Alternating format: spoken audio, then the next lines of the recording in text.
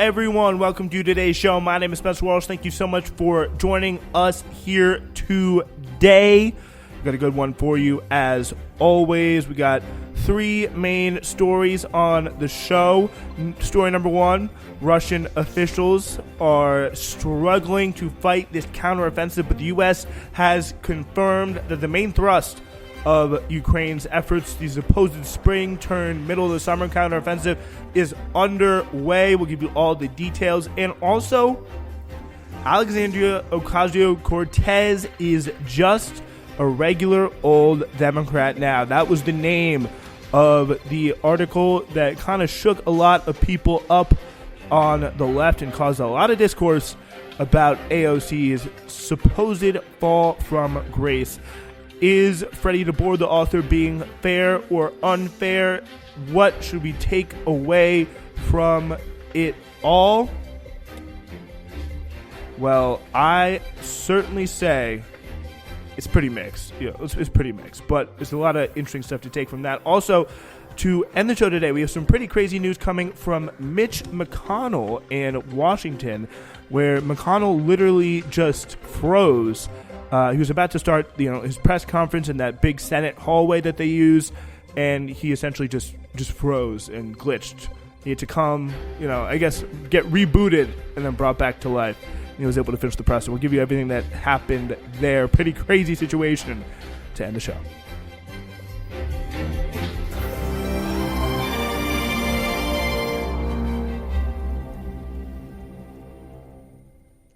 All right, so with that being said, let's get now into our first story today. And it is with Russia and Ukraine and the big counteroffensive. And it really seems to be at this point, we have not heard that much. I mean, the last real major thing that we got from Ukraine was the Prigozhin Wagner group coup. I'm not going to say Wagner anymore. You know what? It's like they failed their coup. I don't have to say their name in the Russian way. Come on. But anyway, they have their coup, but it really has been come in the context of what was supposed to be a pretty big Ukrainian counteroffensive. And we're going to break it down for you and, pretty much what everybody is saying, particularly from the U.S. side, because the U.S. is going to be a very key supporter of this. It seems like, kind of running up to this point, even with Joe Biden, we started to saw that some of the tensions were beginning to boil between the United States and Ukraine, really because of the Ukrainian very kind of indolent attitude towards the United States aid, pretty much saying, and honestly, fair to them concerning what they're doing. They're fighting for, their literal country. So it's like, of course, I do not want to, if these people are kind of, dumb enough to just give me weapons without asking for, any sort of conditions, any sort of strings attached, any sort of control or voice in the war, and essentially keep my war effort afloat, I'm going to take everything that I can, and I'm not going to look back, especially when it comes to, defending, your land from invaders, which they're absolutely doing, and they're absolutely right to do. But it does seem that, like, for the most part, they are really not, they're really not asking too many questions up until this point with the counteroffensive. The United States are. They're starting to say, hey, when are we going to draw this to the close? We're giving you a lot of stuff. It's not exactly paying out, and we need to, start to consider that at the very least, a change of strategy may be in order, and that change may look like we get some actual control over the war and some of the proceedings and the events of the war here, which, I think if you're looking at it from a strategic United States perspective, and you want to have as much control as you can in what is the number one war in the world right now, it seems to stand to reason that you're going to want to get things going. Apparently, but by the way, this counteroffensive has supposedly, we talked about this like 2 months ago, that they were starting their counteroffensive, and it seems like now we're in the main thrust. So it seems it's getting real now, guys, because the counteroffensive has just not been going well so far. To put it, to be frank, let's be frank here, it has not been going so well. It's been World War I style, real slog through the southeastern part of Ukraine. They've been pushing back. They've definitely made some ground, but it's come at heavy cost in terms of men and equipment. And they are have not really seemed to get too much of a crazy footing compared to their counteroffensive a few years ago, or at the first year of the war, just after the war started, where they really, really pushed back in a pretty major way with U.S. support, catching Russia really off guard. They have not been able to do that at the same time. They recently lost Mariupol, which is probably the biggest major city that was, that Ukraine really had, and it had been a massive. Also, I think it was Bakhmut. That they were also fighting over for quite a long time. They ended up, losing control over a lot of those cities. I think Bakhmut was the one they just recently lost control over. But that, kind of comes in a counteroffensive context of them, making ground, but very slowly and very costly. So apparently, though, the main thrust of the Ukrainian counteroffensive now underway, two Pentagon officials said on Wednesday to the New York Times, with thousands of reinforcements pouring into the grinding battle, many of them trained and equipped by the West and until now held in reserve. The officials spoke on condition of anonymity to discuss details of the campaign. Their comments dovetailed with reports from Wednesday on the battlefield where artillery battles flared along the southern front line in the Zaporizhzhia region. Igor Konashenkov, the Russian Defense Ministry chief spokesperson, reported a massive assault and fierce battles south of Orikhiv, a town that Ukraine holds about 16 miles north of the Sea of Azov.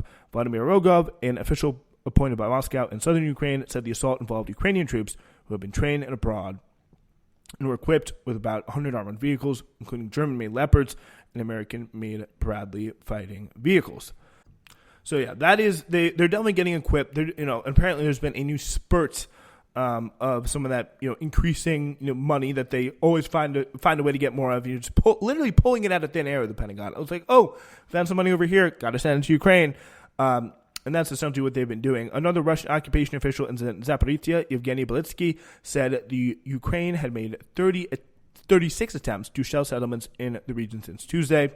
Russian assertions that Ukrainian attacks had been repelled could not be immediately verified. Ukrainian troops along the southern front said in interviews on Wednesday they were steadily pushing Russian troops back, but their progress had been incremental with no major breakthroughs. They've been slowed by minefields, and some said the biggest obstacles were Russia's withering artillery fire and airstrikes.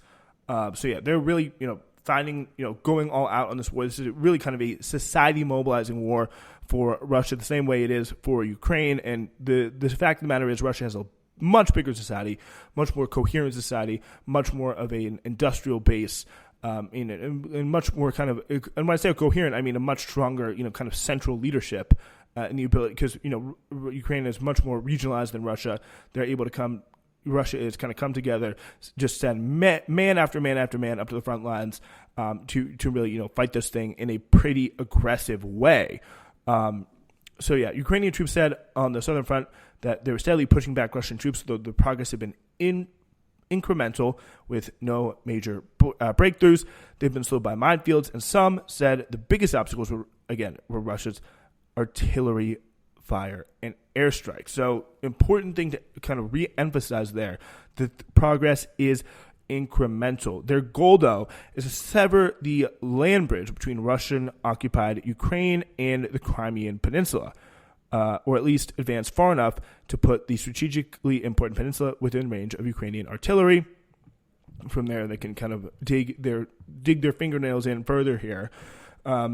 Russia seized Crimea from Ukraine in 2014 and uses it as the base for its Black Sea Fleet, as well as to supply its forces in the south, which is going to be a really, really big and important, very strategic military point for Russia that they've really poured a lot of resources into since 2014. And that for them to, be able to get to that point is going to be a real kind of hinge point, because then you kind of look to the U.S. to really kind of define what does victory look like, and I would not be surprised if the United States just kind of waves them on. Not that they're necessarily going to be looking for permission. They're going to be looking to push as much as possible, which is honestly fair. I would not be surprised if the Ukrainians could just kind of get waved on and say, keep pushing, keep going. You've done it this far. If they're successful to get to that point, I would not be surprised if the United States says, keep pushing through Crimea and beyond. See where the roads will take you. Essentially, is what seems to be happening here. new operation, if successful, could take 1 to 3 weeks, Ukrainian officials have told officials in Washington. However, little has gone according to plan since the counteroffensive started in June. An official at the White House and Pentagon said on Wednesday they're watching increased activity with keen interest. This is the big test, said one senior official who spoke on the condition of anonymity to discuss internal deliberation. Again, the big test is their goal to sever the so-called land bridge between Russian-occupied Ukraine and the Crimean Peninsula, or at least advance far enough to put the strategically important peninsula within the range of Ukrainian artillery. So looking at the map here, in terms of the fronts of the war, it's very, very important to do. Really held by Russia.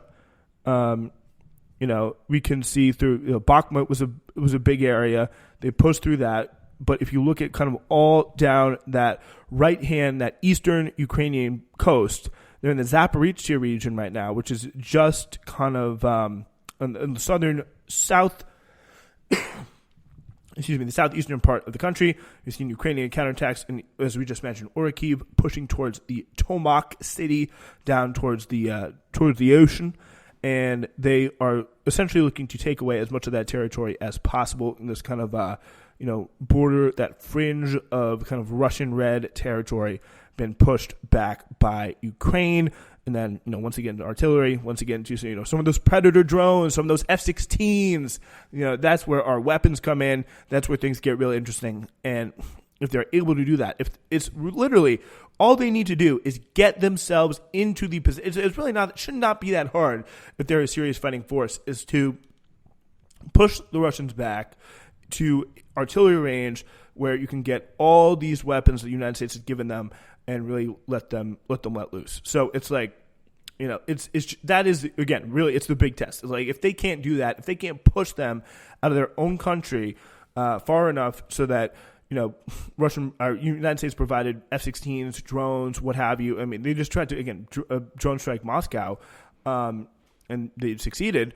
It does seem like it's going to be, then kind of all hell will break loose, and they'll really be able to dig their fingernails into Crimea and maybe even further Russian territory even more. So it's going to be a very, very interesting few days to watch in terms of, or a few weeks really to watch, see how this counteroffensive goes, and if they're able to do that to really set themselves up for all those billions of dollars of weapons to really begin to come in handy. All right, let's go to our next story. And I must say, we really do have a tasty one for you here today. This is really, especially if you're on kind of if you want to see the world be made a better place and maybe believe the Democratic Party is not the best place to have that change happen. Well, I think you would be probably pretty invested in AOC. I was on sitting right here, same place I am now, essentially just could not contain my joy, going back to that day when AOC was elected. And it was just, it was such a jubilant. It's like we finally have one of ours in there in the House, is really what it felt like. I've not been following politics for that long, but, she really definitely inspired me, pushed me further after, the Bernie Sanders / Trump election, definitely pushed me further to the left. The fact that she could possibly be elected was incredibly gratifying thing to see. And, it just really has not been gratifying to see her really fail. Kyle Kulinski, who I'm sure he was not involved with most of the work with Justice Democrats, but he founded it with, certain other people. And he's a YouTube host, who was deeply involved with, Bernie Sanders and all those people, kind of a journalist type, influencer type person. And he found that he said he explicitly found he was involved in the meetings, at least. It was an important thing to say. He came to the idea with the belief that they should be the new Tea Party of the left, which means they cause trouble, not in a stupid way, but in a smart, strategic way with backup from an organized base, a small but a devoted, organized base of, left-wing people, whether it be unions, whether it be DSA groups, whether it be, all sorts of other chapters, pushing the Democratic Party, especially with the margin they had in the House in the first half of Biden's presidency. It is really, really clear that they could have done a lot more, frankly, than they did. And there's been myriad disappointments. And someone who kind of did capitalize on this. I know there's a lot there, but I am woefully unfamiliar with the background of Freddie DeBoer, who's running this piece here in The Atlantic. But he writes, Alexandria Ocasio-Cortez's recent appearance on the Pod Save America podcast had for me the feelings of a final disappointment, the kind that's a little sad, but brings a set of quixotic hopes to a close. AOC appeared on the popular Crooked Media show to announce her endorsement of Joe Biden for the president in the 2024 election. To deliver that particular endorsement while appearing on that particular podcast, where former Obama administration staffers define the limits of acceptable left-of-center opinion, was a great way of just summing up, pithily summing up Pod Save America there, was to send a very deliberate message. It was AOC's last kiss-off to the radicals who supported her, voted for her, donated to her campaign, and made her unusually famous in American politics, which I think was really kind of an interesting way of putting it, because it was within the reaction of this, we saw a lot of the kind of, I guess, DSA establishment, this kind of the people who are, deeply involved with the DSA in kind of high positions, talking about it big time on Twitter. And, I got a lot of respect for them. They've done really great work, obviously a lot more work than I have in my position. Let's be 100%. But, I mean, some of the criticisms, that they, Freddie DeBoer makes in here, which I think was a very, very fair critiques to make. I think this is probably the best, killer paragraph right here, that I'm about to get to. But like the point is, they were really reacting. It was like, she's one of the most effective people in our politics today. She's not perfect, but just some of the reactions this just really seemed to be, just so stupid. In a 2021 interview with a publication of the Democratic Socialists of America, Ocasio-Cortez attacked left critics of the Biden administration on identitarian grounds. We really have to ask ourselves, what is the message that you are sending to your black and brown and undocumented members of your community, to your friends, when you say nothing has changed? Well, again, that's what Biden promised for his presidency. I'm sure there was a point in time where, when AOC was surrogating for Bernie Sanders, that she was coming out and saying, he promised something was fundamentally changed. But, now we're supposed to just kind of fall in line here. Just like there's so much kind of snide remarking on this. Some people are just like, people want to shit on AOC just because she called Pelosi Mama Bear, 3 years ago or something. Like, who would do that? She shows up and speaks at Teamsters rallies. It's like, again, she's better. This is the kind of little trick that they try to do on this. She's, of course, better than the Meeting House Democrat, but she should not be compared to the Meeting House Democrat. She should be compared to, there is no comparison, frankly. There is, the closest possible comparison is the Tea Party and the position that they had and the power that they were able to wield and really shape the shape the Republican Party in their image by just not being afraid to get absolutely hammered by the media, and also using their incredible ties to dark money and to all their kind of external, outside of Washington, political assets that they had to back them up. And AOC has fundamentally refused to do this. Instead, she kind of came to the Democratic Party with these kind of lines of what we really have to ask ourselves, what is the message you're sending to your black and brown and undocumented members of your community, to your friends, when you say nothing has changed? And it's like, those are the people, by and large, who are not voting. If you look at the statistics, it's just, this is directed to, the upper class, Elizabeth Warren supporter, maybe like some of the millennial, white, liberal, in a kind of professional managerial environment. That is a, kind of big part of, what her audience is. But those people are voting way, way more than your black, brown, listen to black women, listen to, black men, listen to especially Hispanic people. Like, they are really disenfranchised with the political process. They are turning away from the political process in record numbers, and that's not being acknowledged. It's, it's just an insular circle of just your neurotic upper class, professional managerial class, white liberals freaking out, just telling themselves, we need to vote for the Democrats. We need to. We can't question them in any way. And it's going to lead to fascism. And it's this circle of hype that is just like completely detached from reality. But yeah, she says, we really have to ask ourselves, what is the message that you're sending to your black and brown and undocumented members of your community, to your friends, when you say nothing has changed? That is a stark example of what socialist critics have accused the Democrats of doing for years, that they forbid racism and force loyalty to the party through vague accusations of racism and references to people of color and other marginalized groups. Yet during the period in which she gave that interview, the Biden administration had been busily deporting tens of thousands of undocumented immigrants, almost all of them black and brown, which is totally true. And again, this time where she was like weeping at the border. There's also goes on to talk about, I saw some critiques about this. Why didn't she get credit for going with the Iron Dome? Why didn't she, she should have gotten a big acknowledgement for supporting the Iron Dome. Like, that was a huge deal that she just did. It's like, sorry, but, that is the bare minimum. If you call yourself a Democratic, if you claim membership of the DSA and you are voting to not call Israel an apartheid state, you should not be. It's like, what is even the point? You're supposed to stake yourself out. If you claim to be a part of the squad, then I guess to say we're dropping the squad title. We're just normal Democrats. If that is, a crazy thing to do is to vote to call Israel an apartheid state, in line with every single major human rights organization in the world.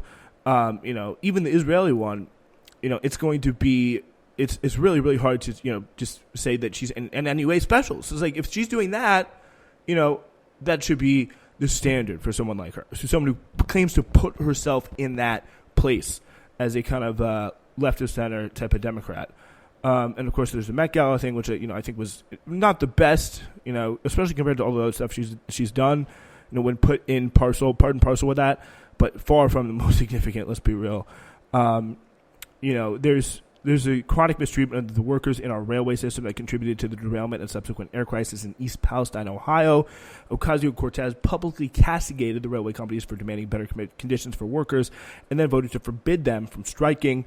It's hard to imagine a clear example of her overall political orientation, speaking up for a militant supporter of workers in the press, like a militant supporter for workers in the press, then immediately betraying them with her vote. She would go on to claim that this was really a matter of supporting what the workers wanted, but the Railroad Workers United quickly clarified that the defense was an act of remarkable dishonesty. Because again, it was just some local, grocery store union shop steward who was like, I think the best thing to do is vote this through. And she was like, oh yeah, guys, the unions wanted it. The unions wanted it. It's like, really? We think we can't, read the fine print here? And this is supposedly here how she treats her political allies. These are people who are supposed to be on her side when it comes to fighting the good fight and, attacking, the evil Democrats and the Republicans. It's like she's not focused on doing that anymore. It's clear as day. And it's like, it's one of those classic cases of you're either really stupid or you're really dishonest, because this is, just bullshit. It's just absolute total bullshit, because it's like they had to clarify that the defense of saying, is supporting what workers wanted, we would never concede our right to strike. There's no evidence of rank and file support. This is from a Jacobin article. And defending her votes, one to approve 7 days of sick leave for rail workers and one to support the president's bill to block the strike, Ocasio-Cortez states that she was acting on the wishes of the Railroad Workers United on the groups of other railroad workers. She states in the interviews, stated in an interview, when you look after the vote, folks like the RWU were saying, this is what we asked them to do. Later she says, because, for example, with the rail vote, the only partners that I had leading up to that were the rail workers. And if that's what they asked us to do, then that's what we did. So Ocasio-Cortez is clouding reality of the reality of the situation by referring to the vote, when in fact there were two separate and distinctive votes. One bill proposed 7 days of paid sick time, while the other bill blocked independent rail workers from striking. The bills were completely independent to one another.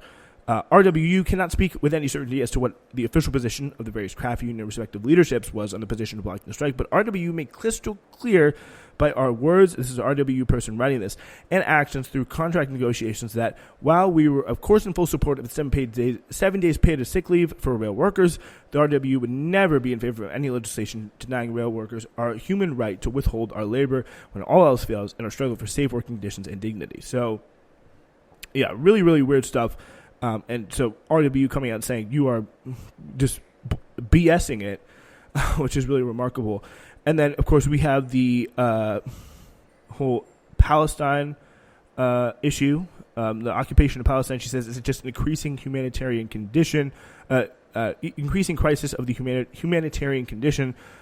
She said, it's a testament to just how constrained the establishment conversation is on the issue. That's such a mild statement, true controversy, but simply simply referring to the occupation as an occupation was an encouraging sign. So disappointing then that Ocasio-Cortez had spent the past half decade, waffling on the issue. Notoriously, she cried on the floor of Congress over the bill to fund Israel's Iron Dome, one small part of our country's seemingly limitless willingness to support the country's domination of Palestine, then proceeded to vote present rather than no on funding the bill in question. That was a really remarkable scene. It's just something that I've always wondered, if I could, somehow have AOC in front of me and interview her about this stuff, like that would be one of the first questions I asked.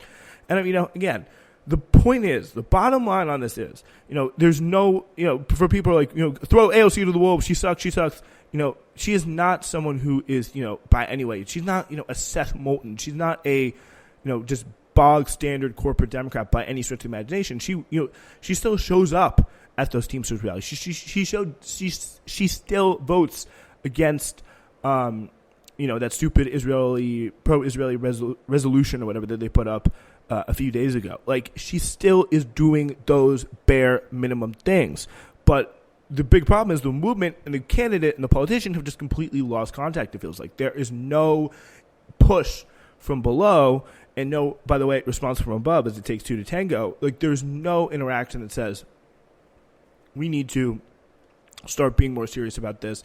We need to, actually organize both without and within Congress to actually challenge, what the Democratic Party is trying to do here, because there's a big opportunity to do so, but it is just fundamentally not being, seized here, to say the least. All right. With that being said, time now for our next story, probably one of the craziest political speech moments I've seen in a minute. We'll tell you in a minute. Ladies and gentlemen, thank you so much for listening and supporting Newsflash. We now have a brand new way for you to be heard if you want, whether a text message or a audio message. Please, no video messages. I really just do not think that's necessary. We have a new feedback box open for you. Ladies and gentlemen, it is officially open. SWRN702@gmail.com. Send a text message, send a voice message of no more than 30 seconds via the voice memos function. Either of those two options, and we will 100%, not going to find this guarantee anywhere else. We're going to play it on the show, listen to what you have to say, and it literally could be about anything. Well, if it's inappropriate, we won't play it, but it could be about anything. Thank you so much. This is my thank you to all the listeners who have stuck out with us and want to have their own voice in the show. SWRN702@gmail.com is the address. So this is a pretty crazy situation here. We have coming out of just earlier today. I'm sure, honestly, by the time you're listening to this, it's probably Thursday. You're probably listening to this already. But Mitch McConnell coming to the press conference today. It was really a remarkable scene because he essentially just glitched out. We'll take you through it all. But he is not. He just really was. It was a really remarkable situation. I think it's probably going to cut through the most. It's probably going to cut through the most and the most effectively because this is really what people see and people. It's a viral moment, can be easily shared, and it really confirms what a lot of people think about politicians is that they just are way too old. They're absolute fossils, and they're just complete doddering idiots who are just literally incapable of giving a simple press conference. So McConnell comes to the stage. It's a little hallway that they use there in the Senate, and he begins to give, shall we say, a standard update on the NDAA, the National Defense Authorization Act, in Congress. Bipartisan cooperation and a string of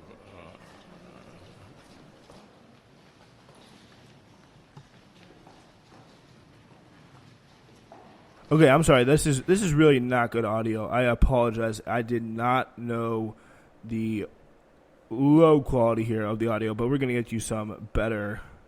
Okay, so we found a little bit of a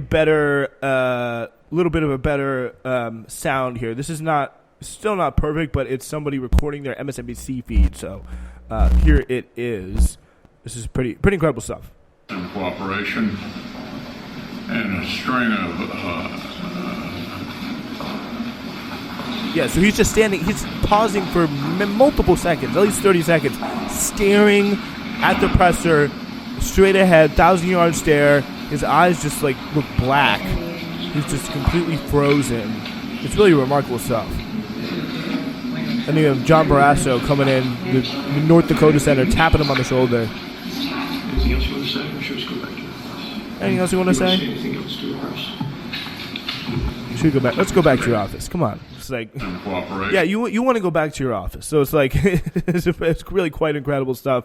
But it's like, it really, again, confirms completely with what everyone expects is going on, frankly, in Washington at the moment. Because, it's the assumption, they're all old, they're all demented, they don't know what's going on, they're just doddering around in there. And, this is probably one of the most impressive politicians, just, obviously hate his ideology. He's ruined the country probably more than anyone else, I guess, from probably 2010 on.